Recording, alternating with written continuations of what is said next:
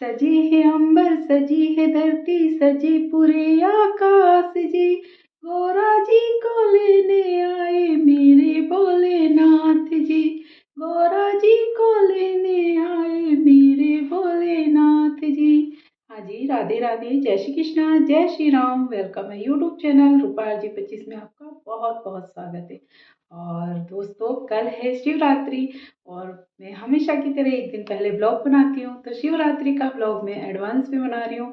तो सभी को एडवांस में हैप्पी शिवरात्रि। हर हर महादेव, जय श्री गौरा जी।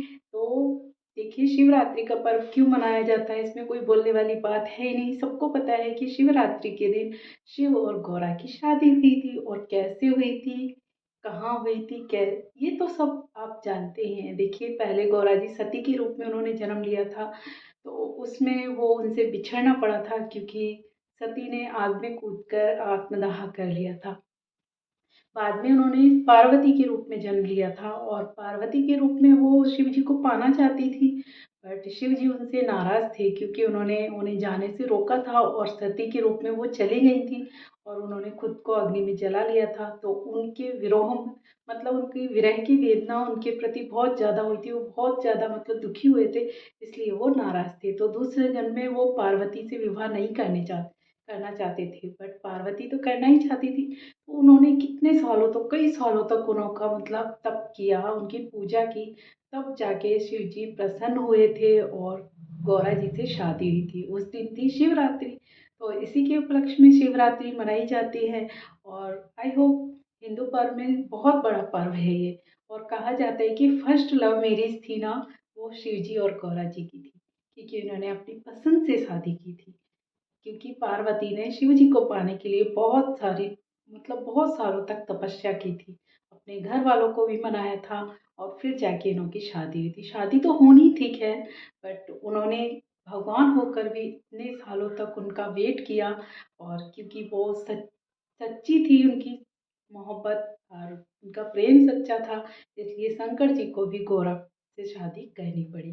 तो शिवरात्रि की बहुत सारे ना कथाएं हैं, बहुत सारी। कहते हैं कि शिवरात्रि के मतलब इसीलिए है ना, लड़कियां, जैसे गौरा ने शिव जी की पूजा करके शिव जी को पाया था ना, ऐसे ही है ना, और लड़कियां भी कुंवारी कन्याएं 7 सोमवार 16 सोमवार भी करती हैं, पूजा करती हैं, तो फिर उनको भी अच्छा वर मिलता है, कहा जाता है ऐसा। और सच भी होगा, क्योंकि जब पार्वती को शिव मिल सकते हैं, तो शिव जी की पूजा करके औरों को भी मिल सकते हैं। और ये 12 ज्योतिर्लिंग हैं जगह जगह पे, वहाँ भी इनका बहुत महत्व है। एक हमारे यहाँ भी है, शिवाड़ में ज्योतिर्लिंग है, वहाँ भी बहुत मतलब इसकी पूजा होती है, हर जगह होती है शिवरात्रि की। कई जगह भोला उपास बोलते हैं इसे, कई जगह शिवरात्रि की मतलब पूजा होती है। कुछ भी अलग अलग चलन है, बट ये महादेव मतलब देवों के देव, इनको महादेव क्यों कहा जाता है, क्योंकि ये देवों के भी देव है। कभी आपने देखा होगा ना, वैसे कहा जाता है कि नारायण सबसे बड़े हैं, बट नारायण भी उनको आराध्य बोलते हैं, और महादेव नारायण को आराध्य बोलते हैं। तो ये देवताओं के भी देव थे। इनका पता नहीं है कहाँ से, मतलब इनके माता पिता का भी कोई जिक्र नहीं किया गया है कभी, शंकर भगवान का। बस यहाँ से हम कथा सुनते कि महादेव थे। इनका जन्म का भी कोई कभी हमने तो सुना नहीं, कहाँ पैदा हुए थे, कैसे क्या हुआ था। बस इतना ही बताया गया है कि पार्वती से इनकी शादी हुई थी पहले जन्म, मतलब पहले इनकी सती से हुई थी। सती मतलब आत्मदाह कर लिया था, उसके बाद उन्होंने पार्वती के रूप में हिमालय के यहाँ पे जन्म लिया था, और तब इनकी शादी शंकर भगवान से हुई थी। इनके मतलब 2 पुत्र थे, एक कार्तिक और गणेश, और एक बेटी भी बताई गई है, अशोक सुंदरी। हाँ, तो ये 3 बच्चे थे इनके, और बहुत सारी कथाएं जुड़ी हुई हैं शिव जी के उस पे। महाशिवरात्रि का देखो, शिव जी का तो इतना वो है कि गुफा में जो अमरनाथ की गुफा है, वहाँ पे भी देखो कितना इसका महत्व है। बहुत ज़्यादा लोग जाते हैं, बर्फ का मतलब शिवलिंग बनता है वहाँ पे, वहाँ लोग दर्शन करने के लिए जाते हैं। और उत्तराखंड देवभूमि है, उधर हिमाचल हुआ, उत्तराखंड हुआ, इधर तो शिव जी की कुछ ज़्यादा ही मान्यता है। देवभूमि इसीलिए कहा जाता है, क्योंकि वहाँ पर माना जाता है कि शिव जी हमेशा मतलब आज भी वहाँ पे मतलब उनको नजर आते हैं, मतलब ये लगता है कि वहाँ पे शिव जी हैं और होंगे भी। कैलाश पर्वत पे तो शिव जी का वास था, तो इसलिए उसे देवभूमि भी कहा जाता है। हिमाचल प्रदेश को और उत्तराखंड को तो कहा ही जाता है शिव जी की भूमि, जहाँ से गंगा इनके सिर से मतलब गंगा जी प्रवाहित हुई। इसके बारे में मैं क्या ही बताऊँ ज़्यादा, बस इतना ही बता सकती हूँ कि शिव जी बहुत भोले हैं, इसीलिए इनका नाम भोलेनाथ भी कहा जाता है। कई नामों से, शंकर, शिव, रुद्र, बहुत नामों से जाना जाता है। और रुद्राक्ष की माला इनको बहुत प्रिय होती है हमेशा। ये इनमें कोई मतलब ऐसा नहीं है कि है ना श्रृंगार इनका किससे होता है, भस्म से होता है। महाकाल की आरती आपने कभी देखी होगी, शमशान की भस्म से होती है। इनके साथ जो इनके साथी गण हैं, जो शिव शिव के साथी साथी गण होते हैं, वो मतलब नंदी हुए और बहुत सारे राक्षस गणी होते हैं जो इनके संगी साथी होते हैं। इनकी बारात भी कहते हैं कि ऐसे ही मतलब सांप बिच्छू बहुत सारे और राक्षस गण भूत प्रेत बहुत सारे लोग गए थे इनकी बारात में। और श्रृंगार के नाम पे इन्होंने भस्म अपने पूरे शरीर पर लगाई थी और सांप गले में डाला हुआ था। जटाएं तो इनकी रहती हैं हमेशा बिखरी हुई। तो कहते हैं कि शिव शिव जब बारात लेके गए थे तो उनकी पार्वती की माँ थी ना, वो डर गई थी और घबरा गई थी कि पार्वती ने किससे मतलब चुना है अपनी शादी के लिए, मेरी बेटी यहाँ बहुत दुखी रहेगी, कैसे मैं इसकी शादी कर दूँ। बट नहीं, पार्वती के प्रेम के आगे उनके माँ बाप को भी झुकना पड़ा और शिवरात्रि के दिन शिव और पार्वती की फिर शादी हो गई थी। और इसीलिए इस शिवरात्रि को लोग शिवरात्रि के उपलक्ष्य में मनाते हैं और इस दिन बहुत कई लोग व्रत करते हैं। बहुत सारे शिव की है ना मतलब जुलूस निकलते हैं, उनकी भव्य यात्रा निकलती है, जगह जगह पे बहुत भव्य आयोजन होते हैं। आप भी करेंगे तो आई होप, क्या ही बताऊँ इसके बारे में। मैं तो बस यही कह सकती हूँ कि भोलेनाथ की कृपा सब पे बनी रहे। सब जितने भी लोग हैं इस पृथ्वी पे, भोले की कृपा, क्योंकि भोले तो होते ही भोले हैं। वो हर किसी पे कृपा करते हैं, उन पे कुछ नहीं चाहिए ज़्यादा उनको। बस क्या होता है, वो एक जल मतलब लोटा जल का लेके जाओ ना, शिवलिंग पे चढ़ा दो, उसमें ही बहुत खुश है।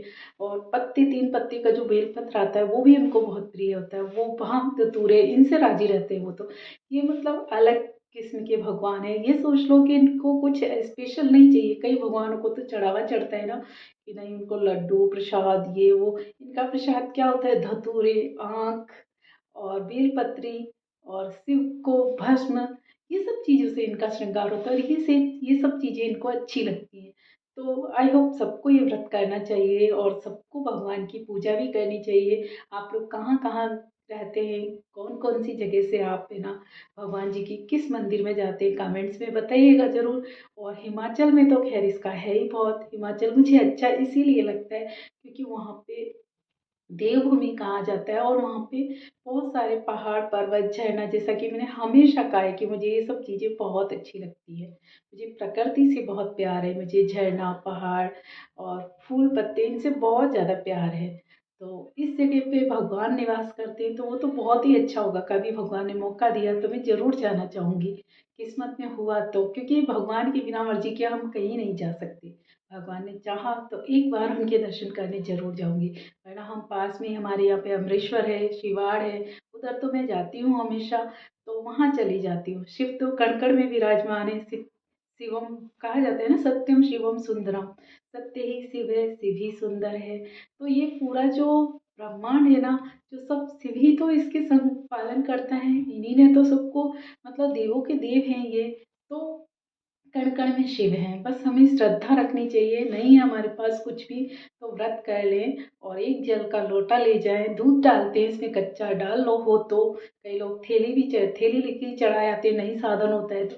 बस मन में श्रद्धा होनी चाहिए, और श्रद्धा है ना तो भगवान जरूर सुनते हैं। तो आई होप आज के लिए इतना ही। ध्यान रखिए अपना। शिवरात्रि की बहुत बहुत शुभकामनाएं। हर हर महादेव। आपको भी बहुत बहुत मतलब ये पर्व बहुत मुबारक हो। और ऐसे ही मुझे सपोर्ट करते रहिए। भोलेनाथ की कृपा के साथ आप लोगों की भी मुझे बहुत ज़्यादा ज़रूरत है, क्योंकि आप लोग ही मुझे इतना सपोर्ट करते हैं, तभी मैं हर ब्लॉग बना पाती हूँ और हर ब्लॉग में कुछ ना कुछ नया डाल पाती हूँ। तो ध्यान रखिए अपना। तब तक के लिए राधे राधे, जय श्री कृष्णा, जय Shri Ram, take care, bye bye, हर हर महादेव।